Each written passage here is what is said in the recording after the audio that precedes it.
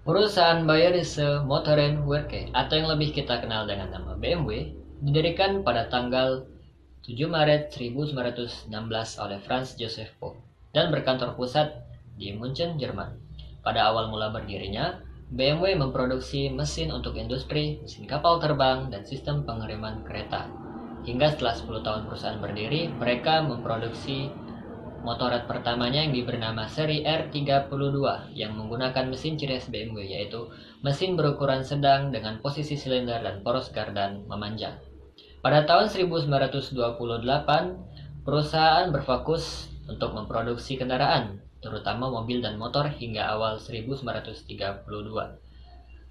Produksi BMW dipasarkan di bawah lisensi Austin Motor Company dan lakukan semua proses produksinya di kota Thuringia, Jerman.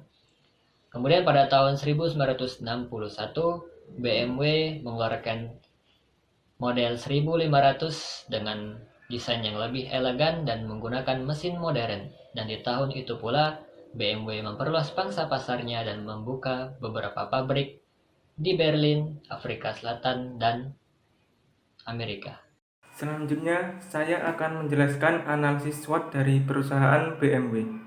Dimulai dari yang pertama, kekuatan dari perusahaan BMW, di mana BMW memiliki branding yang kuat di dunia otomotif, khususnya bagi para penggemar otomotif yang tentunya sudah tidak asing lagi dengan nama BMW yang sudah malang melintang di dunia otomotif.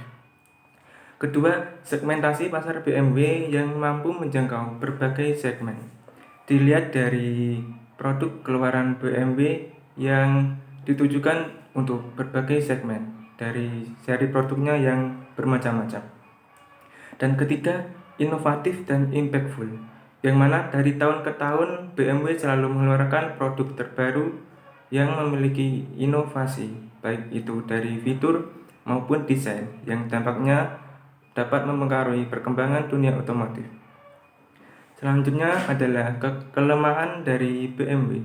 Yang pertama, BMW mempunyai image yuppie car, di mana BMW seringkali dicap sebagai mobil mewah untuk kalangan kelas atas yang digunakan untuk pemenuhan gaya hidup bagi mereka kalangan atas.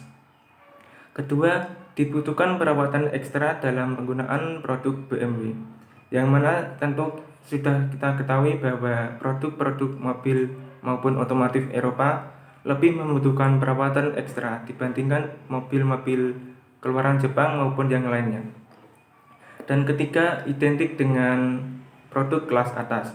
Dilihat dari harganya yang jauh lebih mahal dibandingkan produk-produk Jepang yang harganya lebih terjangkau untuk kalangan menengah. Ketiga adalah peluang bagi perusahaan BMW. Yang pertama, adanya diversifikasi produk BMW yang mengeluarkan berbagai tipe varian mobil maupun motor yang mempunyai seri bermacam-macam dan ditujukan untuk berbagai segmen. Kedua, penggunaan teknologi canggih dalam semua produk keluarannya yang seringkali menjadi pelopor inovasi di dunia otomotif. Ketiga, harganya yang tidak semahal dengan kompetitor yang juga sesama negara, yaitu Mercedes-Benz yang juga menjadi pesaing utama bagi BMW. Terakhir adalah ancaman dari BMW.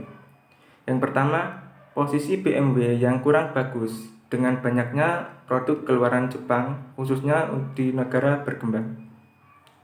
Selanjutnya adalah kedua, adanya rivalitas yang tinggi dengan pesaing utamanya yang sama negara, yaitu BMW dan Audi yang dari tahun ke tahun selalu mengeluarkan produk dengan inovasi-inovasi terbaru mereka. Oke, perkenalkan nama saya Ahmad Faisal Hadianto. Saya akan melanjutkan pembahasan mengenai pertanyaan 1 dengan pertanyaan yaitu bagaimana BMW mensegmentasi konsumennya? Mengapa ini berfungsi untuk BMW? Sebelum kita bahas lebih lanjut, langkah lebih baiknya kalau kita mengerti apa itu pengertian dari segmentasi. Segmentasi adalah suatu proses membagi pasar ke dalam sekelompok pelanggan yang memiliki perilaku yang sama atau memiliki kebutuhan yang serupa. BMW mensegmentasi dengan melakukan 3 variabel, yaitu yang pertama adalah geografis, yang kedua adalah demografis, dan ketiga adalah psikografis. Dalam demografis, BMW mengelompokkan berdasarkan faktor wilayah, ukuran kota, dan kepadatan penduduk. Apabila wilayah adalah metropolitan yang memiliki ukuran kota yang besar dengan kepadatan penduduk yang tinggi, maka disitulah akan menjadi target utama dari perusahaan BMW. Yang kedua adalah variabel demografis. Dari variabel ini dikelompokkan berdasarkan usia, jenis kelamin, penghasilan, pekerjaan, pendidikan, serta kelas sosial. Secara demografis, segmentasi BMW adalah pelanggan dengan rata-rata usia 46 tahun, dengan jenis kelamin laki-laki, dengan penghasilan kira-kira 150 juta per bulan, yang berpendidikan, ingin menjadi eksekutif muda, sudah menikah, dan belum mempunyai anak. Yang ketiga adalah psikografis. Dalam segmentasi psikografis ini, pengelompokan dilakukan berdasarkan kepribadian, gaya hidup, dan latar belakang dari seseorang.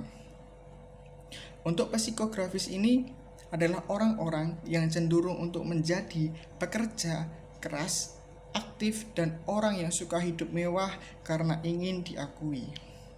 Dan mengapa segmentasi diperlukan untuk BMW? Jawabannya adalah segmentasi ini berfungsi untuk agar pemasaran lebih terarah dan efektif sehingga dapat memberikan kepuasan kepada konsumen. Seperti itulah jawaban pertanyaan dari kelompok kami. Terima kasih. Apa yang BMW lakukan untuk memasarkan produknya ke setiap kelompok segmen, dan bagaimana cara tersebut bisa meningkatkan strategi pemasarannya? Yang pertama, pemasaran melalui film pendek.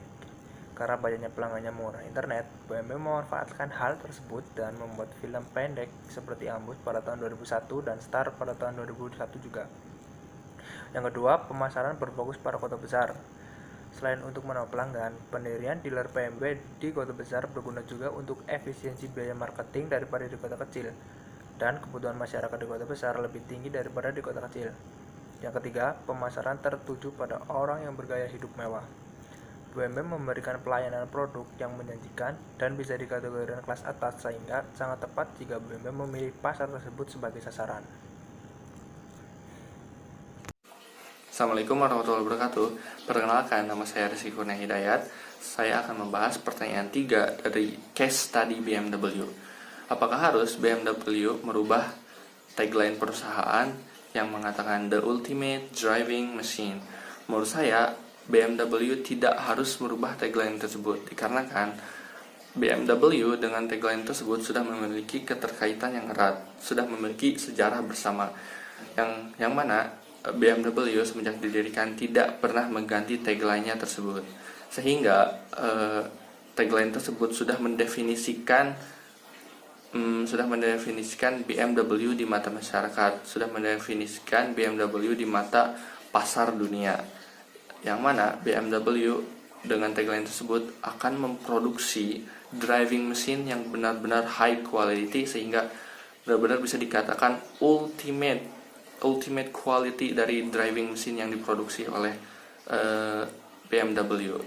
Dan juga dengan tagline tersebut BMW sudah mengkomunikasikan perbedaannya dengan pesaing-pesaingnya di pasar dunia ini.